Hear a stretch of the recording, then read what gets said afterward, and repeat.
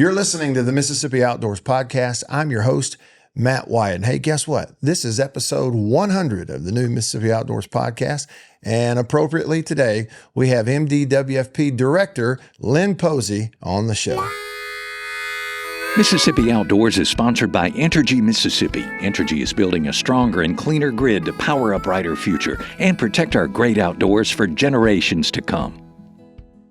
You're listening to the Mississippi Outdoors Podcast. I'm your host, Matt Wyatt. First of all, welcome to episode 100 of the Mississippi Outdoors Podcast. And appropriately, we have Director Lynn Posey from MDWFP here with us today. Lynn, welcome to the show. Glad to be here, Matt. We're hoping we can get a good show in. We will. Episode 100.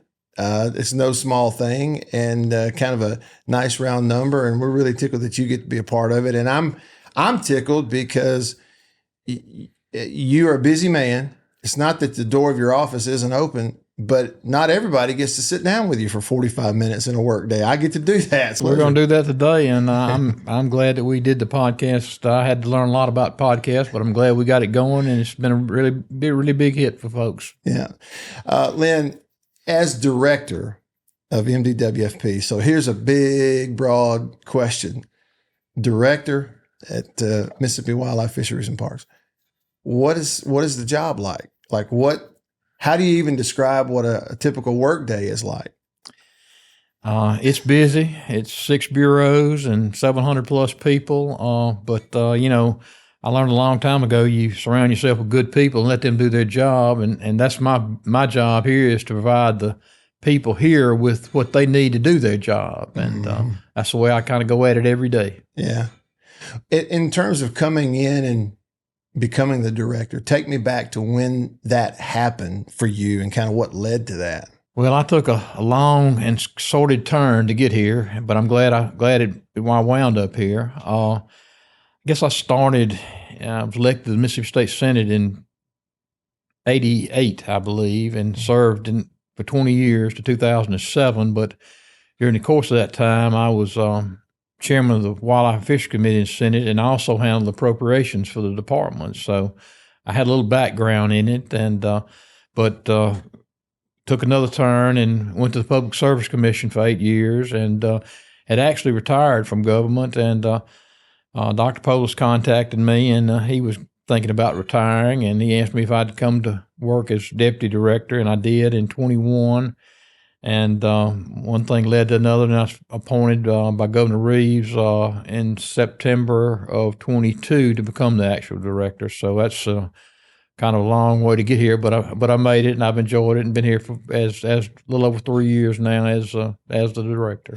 So because of your experience in the Senate and always working arm in arm with MDWFP when Dr. Polis was here, it's not like you didn't have familiarity. I mean, you had it's not like you were walking in blind to something brand new. No, it wasn't. That's the reason he contacted me about it, because he knew I had a lot of experience in it, and we worked together well. And I've always been passionate about the outdoors in this department and trying to make sure they had what they needed to work with when I was in the Senate. And we accomplished some good things. Got the budget up while I was in the Senate, and we had some luck with the same since I've been here to director, and did some good general bill legislation while I was in the Senate. Proud of the fact that we were able to be a part of the first youth weekend, which we just had actually going on now. They expanded it a little bit. When I started, it was just a couple of days, but they've expanded it, which is a good thing. And we were able to have a say-so in getting the Sportsman's Caucus kicked off in the Senate some years ago. So had a good experience there, and having the same experience here at the department. We feel like we're accomplishing some good things for the department and the people here, and the sportsmen as well. Mm-hmm. You mentioned your career in the Senate started in the early 80s.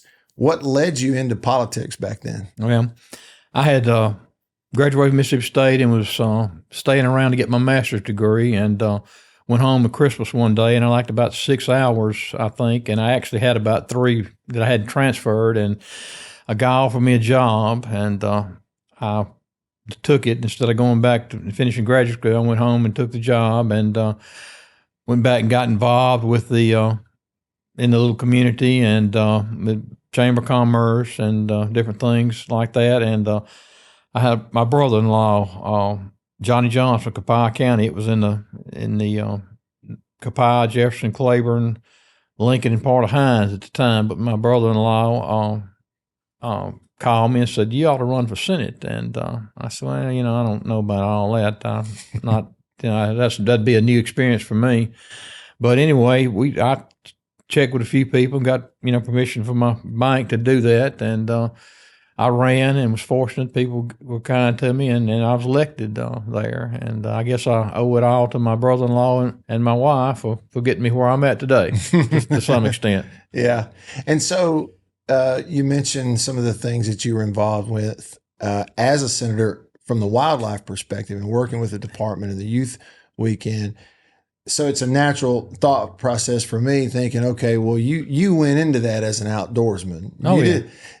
That goes way back for you, doesn't it? It was way back. I grew up in a little small community union church, still live there. And, that quite honestly, that's what you had to do. You hunted and you fished because was your entertainment. And we just grew into it. My dad had a big influence on me years ago, him and my brother both. And he took time with both of us to teach us how to hunt and fish, and just never got hooked. And the rest is history. Been doing it ever since. Yeah.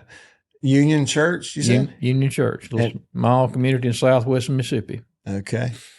And you touched on a little bit, but what was life like growing up in Union Church, Mississippi? It was pretty quiet. And like I say, about your own entertainment was some sports activities and hunting and fishing and school work. When did you decide, early on as a youngin' that something in the outdoors might even be a career for you? When did that become a thought? Well, I don't know. I was always passionate about it, but I never really thought much about a career in it until I got the opportunity to serve as chairman of the Wildlife Committee in the Senate. And that's just, like I say, one thing led to another. We had a lot of crooked roads to get here, but we made it. You mentioned, those previous generations, your family kind of passing down that tradition, hunting, fishing to you and your brother. And what about you and passing it down to the younger generations in your family, kids and grandkids? And what has that experience been like? Well, we're sixth generation on that piece of land there, and wow. And I'm proud to say that I've got six grandchildren, and 4 of them are now old enough to hunt, and all 4 of them have killed deer on that property. And one of my fondest memories was the oldest 2 killed their first buck the same afternoon, 2 8 points there at Union Church, and just recently my oldest granddaughter killed a 9 point there. So, wow. And we've had a good experience there at Union Church over the years with hunting. How about that? In your role as director at MDWFP, how often do you get to be in the woods and in the shooting house with family and grandkids? How much time do you have for that? Well, probably not as much as I'd like, but I do still make time for that because I feel like it's important, and I don't want to teach them, give them the opportunity to love the outdoors like I do. Yeah, sure. Okay, so in your role here and dealing with the different departments, and you mentioned having people in place, what would be if you were giving sort of a state of the department address, or kind of telling us where things are and how things are going right now in the department, what would that message be? Well, I'm really proud of this department and the progress we made in a few years there. We've got good people in places, and they're doing good work. Obviously, we've got the biggest deer population we've ever had here in the state of Mississippi, and it's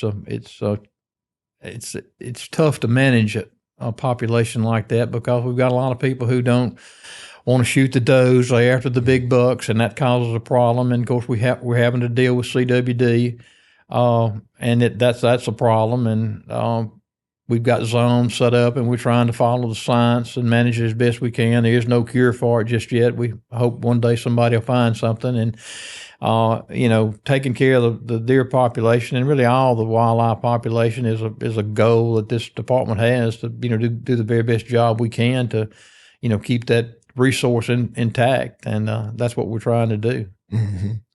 What is your philosophy as the director of the department when it comes to, hunters, citizens, public, being able to communicate with you and your department and your people, sharing information, working together? Like, what do you want your philosophy to be from this building of, hey, if you need us or if you want to get in touch with us, here's how you do it, and how those lines of communication need to work?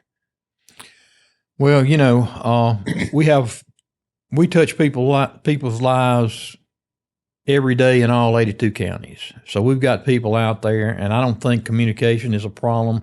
As a rule, the general public is not hesitant to come up to one of our officers or one of our wildlife biologists and say, "Hey, you're not doing this right, or you're doing a good job," or whatever the case may be. So we get a good communication back and forth from the public, and we're proud of that. In 82 counties, and you think about how different some of those counties are, whether it be Southwest Mississippi and Union Church to a place like, Iuka and Tishomingo County or somewhere in the Delta. It's so diverse. And I think from a management standpoint, your experience in the Senate, where every issue you're dealing with is a statewide issue and different parts of the state are different, that has to play a huge role in your ability to sort of sit in on those conversations and meetings and lead things when you're talking about such a diverse, big area in different counties. Does that make sense? I mean, surely that plays a role. It does. I had an opportunity to, serve with 51 other senators that, come from all the rest of all around the state. And you had to, obviously, to pass legislation, you had to get the majority of those votes. So you had to learn to deal with folks and kind of see things from their perspective. And I think that's has played a role in being able to continue the efforts here at the department to see things from other people's viewpoint and try to incorporate that into your decision making process. So already retired from politics. What's next for you down the road? How long you want to do this? I'm done. This is the last stop? It's the last stop for me. Yeah. Now, Lynn, you were telling me earlier that you thought you were going to be done until they called you back to run the agency. So how long were you retired before they called you? Well, I didn't retire. I just went back to work for the bank. I only went back to one job. Okay. And and I was quite happy doing that. And but this opportunity came available, and it's the only thing I would have come back into government for was this job. And I saw some things that I thought we could improve on, and we're able to come back, and we're making a run at that, and we're going to go a few more years and see what we can we're in a big process now with our park system, rebuilding that, and we're very proud of what we've done there, and want to see that finished if I can.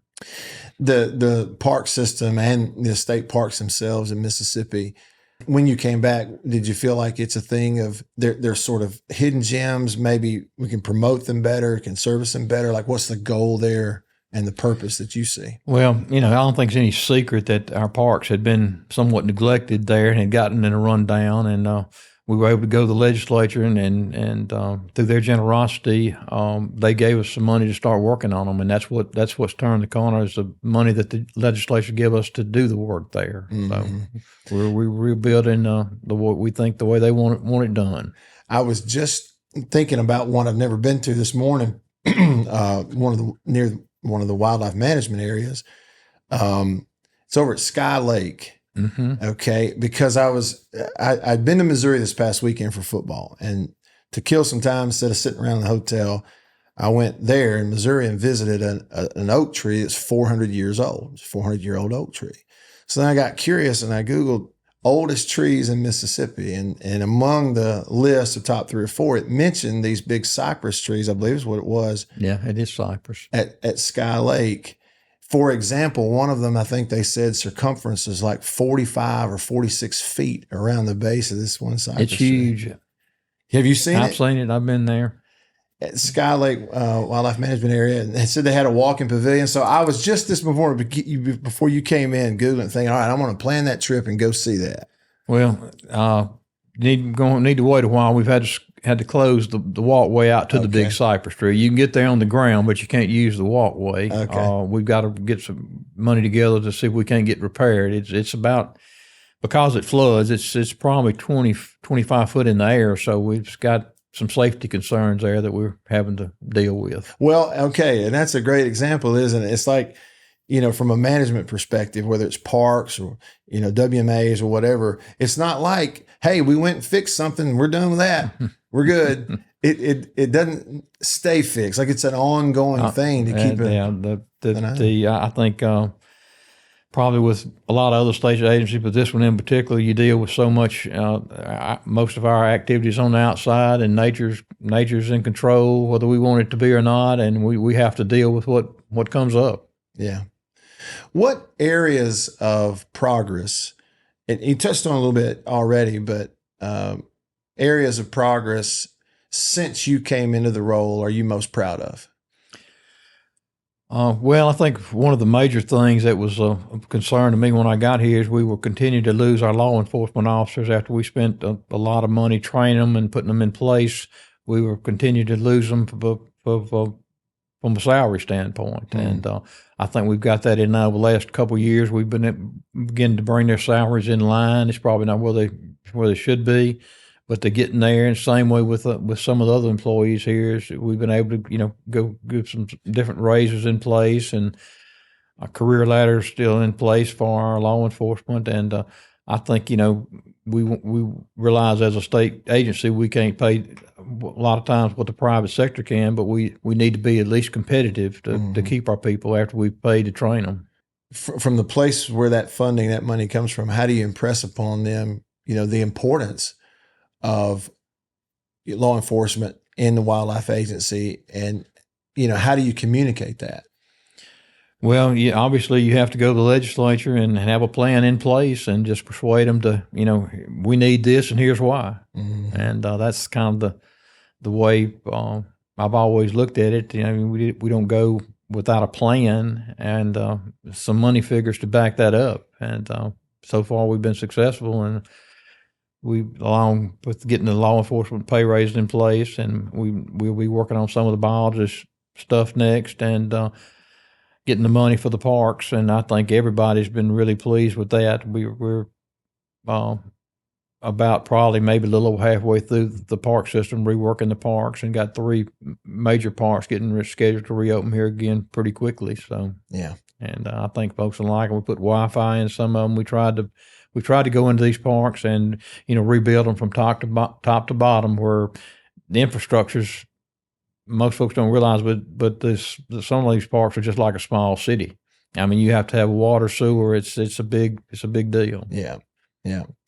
Well, and I have noticed it too, as someone who, I read on social media and Facebook and different things about parks, and I like to see pictures of scenery, and so that social media algorithm gives me more of that, and I have noticed, really an uptick in just the promotion and the awareness of the state parks through those social media outlets recently. And I kept thinking, okay, I guarantee you that's intentional, trying to get the good news out there about the parks. Oh yeah, another thing I think everybody here is pleased with is that the fact that we've finally got into the marketing business, and we were able to market some stuff. We didn't really, for all practical purposes, we didn't have a marketing part, but we've built a really good one here over the last few years. And they do a good job of promoting not only just the parks, but a lot of activities that we're involved in. Well, and see, I think that's another example. There may be someone listening that,